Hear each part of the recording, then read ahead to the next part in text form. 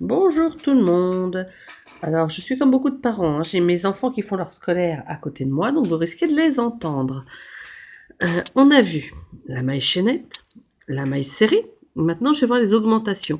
Parce que je vous montre principalement les points là pour qu'on puisse faire le poussin. Donc, il va y avoir les augmentations, les diminutions, et après, il y aura l'anneau magique et le travail en rond. Donc là, on va voir les augmentations. Donc là, je suis au bout de mon rang. Comme je vous ai dit, en bout de rang, on fait une maille en l'air. Tac, voilà, je retourne. Alors, augmentation, ça veut dire qu'on va faire 2 mailles serrées dans la même maille. Alors, je vous préviens, ce que je vous fais faire, ça va avoir une sale tête, ça c'est clair. C'est juste histoire de vous entraîner. Donc, pour faire une maille serrée, comme je vous ai expliqué, on passe entre les 2 petits brins qui sont là. Donc, tac. Donc, mon crochet est passé là. Si je suis pas assez claire, surtout, il faudra le dire, faut pas hésiter. Donc, hop là. Je fais ma première maille serrée. C'est devenu flou. Voilà, c'est en train de fixer l'ordinateur de ma fille, c'est génial. Donc, ma première maille serrée, je vais essayer de me mettre comme ça, peut-être que ça fixera plus. Voilà, on va faire comme ça. Donc, une maille serrée, on est d'accord. Et comme je dois faire une augmentation, je refais une maille serrée dans le même. Donc là, vous voyez, on voit bien le trou, là. On voit bien le trou, si ma tablette veut bien le montrer. C'est pas de la même qualité que celle de mon fils. Donc, on repasse dedans. Tac. Et piouf, j'ai fait une augmentation. Donc, 1, 2, 3, 4, 5, 6, 7, 8, 9. Donc, au final, à la fin, si vous vous entraînez à faire que des mailles, des augmentations là, tac, je rentre bien, je passe bien dans... Tac, vous aurez 18 mailles serrées. D'accord? Tac, tac. Voilà, là vous voyez, j'ai fait dans 2 mailles. Du coup, j'ai 4. 1, 2, 3 et 4 mailles serrées. Voilà. Donc, je vous remonte encore une fois. Après, vous pourrez vous la mettre en boucle, la vidéo, il n'y a pas de souci. Donc, comme je vous ai dit, il y a le petit trou qui est là. On passe sous les 2 brins. Là. Donc, vous faites les augmentations. Je vais aller un peu plus vite, parce que comme ça, je vais pouvoir vous montrer autre chose en même temps. Hop là.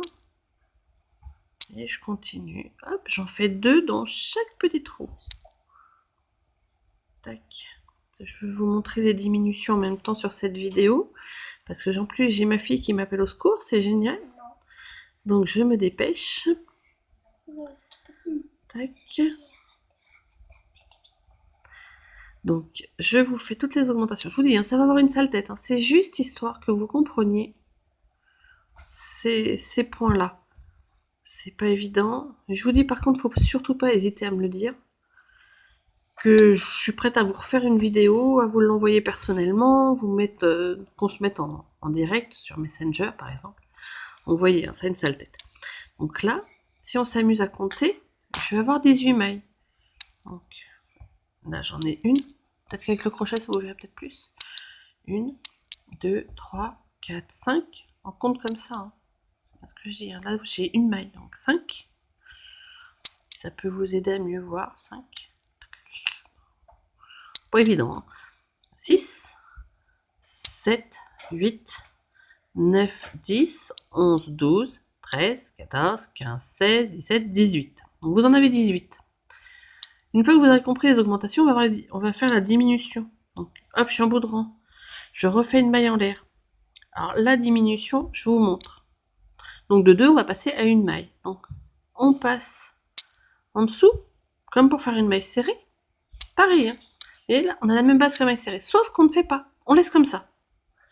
Et on va passer dans le suivant. Ça commence à être un peu plus compliqué. On passe dans la suivante. On reprend.